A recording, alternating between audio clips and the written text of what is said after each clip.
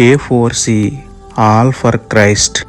ఆత్మను చంపనేరక దేహమును చంపువారికి భయపడకుడు గాని ఆత్మను దేహమును కూడా నరకంలో నశింపజేయగలవానికి మిక్కిలి భయపడుడి.